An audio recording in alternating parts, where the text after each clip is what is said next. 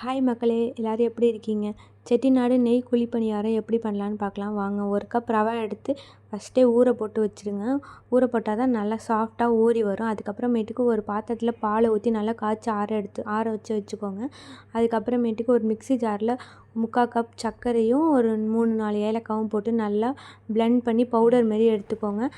எடுத்துக்கிட்டு அந்த பவுடரையும் நம்ம காய்ச்சி ஆற வச்சுருக்க பாலையும் நல்லா மிக்ஸ் பண்ணிக்கோங்க. நல்லா 2ம் மிக்ஸ் ஆகணும். மிக்ஸ் ஆனால் தான் நல்லாயிருக்கும்.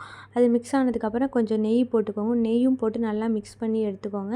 அதுக்கப்புறமேட்டுக்கு 1 கப் அரிசி மாவும் நல்லா போட்டு மிக்ஸ் பண்ணிக்கோங்க.